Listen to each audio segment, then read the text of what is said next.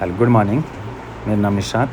सबसे पहले आपका थर्ड लेक्चर बताता हूँ मैं आपको किस तरह से आपने विंडो की रैम कैपेसिटी चेक करनी है। तो सबसे पहले दिस पीसी के ऊपर राइट क्लिक करो, वहाँ पे आपने प्रॉपर्टी में जाना है। प्रॉपर्टी में जाने के बाद आपके पास प्रॉपर सेटिंग आएगी।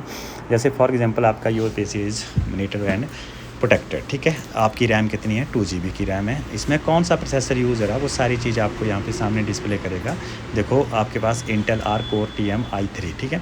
तो i3 आपका प्रोसेसर का नाम है और इस CPU की जो स्पीड है 3.40 GHz। इसमें ग्राफिक कार्ड लगे 113 MB, ठीक है। स्टोरेज कितनी इसमें 238 GB की स्टोरेज आपकी यूज़ हो रही है, ठीक है। आपकी प्रॉपर आपकी जितनी भी सेटिंग है वो सारी आपको यहाँ पे अवेलेबल मिल जाएगी, ठीक है। इस तरह से जैसे आपकी डिवाइस ID है, प्रोडक्ट ID है, स्टोरेज कितनी है, सारी चीज़, विंडो कौन सी यूज़ हो रहा है, 64 बिट आपका सिस्टम है, ठीक है। तो आप जब भी कभी सिस्टम परचेज करते हैं तो आपने ये चीज़ जरूर चेक करनी है। एंड क्लोज़ कर दो। अब विंडो की हमने हार्ड डिस्क चेक करनी है कितनी कैपेसिटी है इसकी।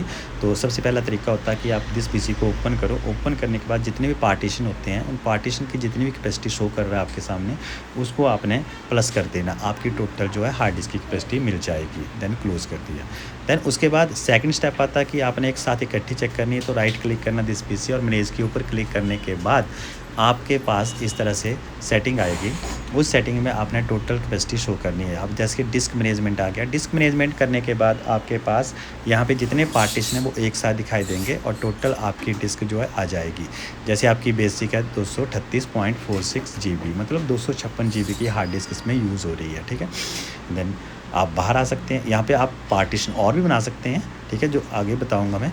नेक्स्ट आता है उसके बाद आपके सिस्टम में जितनी आपकी डेस्कटॉप की सेटिंग होती है। तो देखो ये यहाँ पे राइट क्लिक करो, व्यू में जाओ, लार्ज आइकन चाहिए तो इस तरह से कर सकते हैं, आपको मीडियम आइकन चाहिए तो इस तरह से यूज़ कर सकते हैं, आपको स्मॉल आइकन देखना तो इस तरह से दिखते हैं। अगर ऑटो अरेंज को आप टिक कर देते हैं तो कोई भी आइकन आप यहाँ से वहाँ उठा नहीं सकते हैं, ठीक है। तो राइट क्लिक करके ऑटो अरेंज टिक को हटा के आप फिर से उसको उठा सकते हैं और फिर से आपने ऑटो अरेंज पे क्लिक कर देना है, ठीक है। तो अपनी जगह पर चला जाएगा। दैन उसके बाद आता है आपका शो डेस्कटॉप आइकन सारे जितने भी हैं वो सारे हाइड हो जाएंगे, ठीक है।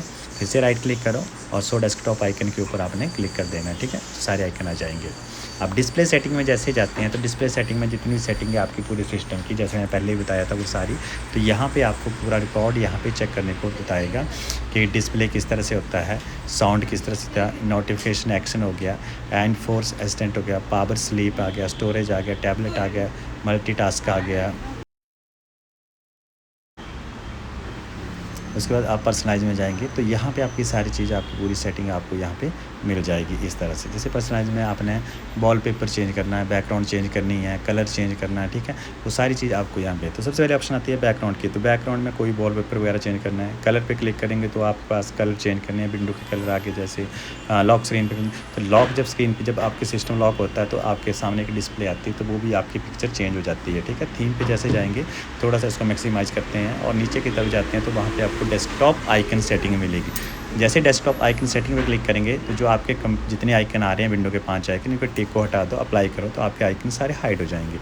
फिर से लेके आने तो आपने फिर से टिक का यूज़ करना है और अप्लाई कर देना, आपके आइकन फिर से आपके पास आ जाएंगे, ठीक है। अब जैसे नीचे आ रहा है कि वहाँ पे 5 आइकन शो करें, दिस पीसी के ऊपर क्लिक किया, चेंज आइकन पे क्लिक किया तो यहाँ पे आप आइकन की पिक्चर को चेंज कर सकते हैं। ओके करने के बाद अप्लाई कर दो एंड ओके कर दो। तो देखो सामने डेस्कटॉप के ऊपर आपका जो दिस पीसी थे उसकी आइकन पिक्चर चेंज हो गई है। देन ओके करके आपने फिर से बाहर आ जाना है, ठीक है। अगर बाई चांस आप चाहते हैं कि जैसे सिस्टम में स्क्रीन सेवर को यूज़ करना है, जैसे आप सिस्टम पे काम नहीं कर रहे हैं तो आपकी स्क्रीन पे कुछ नेम वगैरह चलता रहे, तो आप चेंज स्क्रीन सेवर पे क्लिक करेंगे। सर्च करने के बाद यहाँ पे ऑप्शन आती है 3D, सेटिंग में जाएंगे या प्रीव्यू चेक कर लेंगे कि जो इसके अंदर रखा हुआ है। प्रीव्यू चेक करने के बाद आप चेंज करना चाहते हैं, सेटिंग में जाओ, जो भी नेम है उस नेम को आप चेंज कर सकते हैं। तो वहाँ पे अपना नेम लिखना, PSFC कुमार में लिख दिया जैसे मेरा नाम, एंड ओके करने के बाद आप इसको प्रीव्यू में चेक कर सकते हैं। जैसे प्रीव्यू में चेक करेंगे तो आपके सामने इस तरह से आ जाए। ओके एंड अप्लाई कर दो इसको, और टाइमिंग अपने हिसाब से सेट करनी है आपने कि कितने मिनट के बाद आपका जो है स्क्रीन सेवर यूज़ होना चाहिए, ठीक है।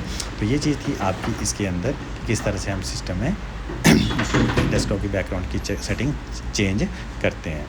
अब नेक्स्ट स्टेप बताता है कि जो सिस्टम का रिकॉर्ड होता है जितना भी है कंट्रोल पैनल, उसको कैसे हमने ओपन करना है। तो राइट क्लिक करके कंट्रोल पैनल को ओपन करो।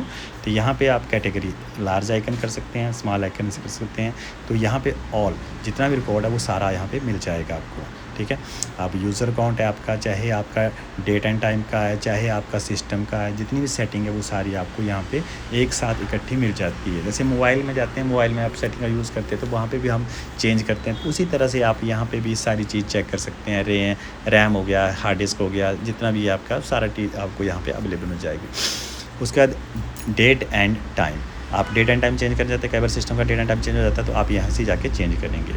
उसका नेक्स्ट स्टेप आता है कि आपने कंप्यूटर के अंदर कोई पिक्चर तैयार करनी है, अपने हाथों से ड्राइंग का यूज़ करना है, तो आपने यहाँ पे विंडो की +R का यूज़ करके MS पेंट में जाना है और वहाँ पे आपने क्या करना है, MS पेंट एंटर कर देना है, ठीक है। और आपके पास इस तरह स्क्रीन आ जाएगी पेंटिंग की। अगर आप इसमें कोई पिक्चर बनाना चाहते हैं तो पेंसिल का यूज़ करके आप इस तरह से कर सकते हैं। आप कलर का यूज़ करके इसमें कलर फिल कर सकते हैं, ठीक है। आप नीचे कलर चेंज करना चाहते हैं, नीचे कलर चेंज कर सकते हैं, ठीक है। अगर यहाँ पे इसको क्लोज़ करते हैं तो आपके पास 2 ऑप्शन आएंगे, सेव और डोंट सेव। जैसा भी आपको अच्छा लगता है वो कर सकते हैं आप, ठीक है।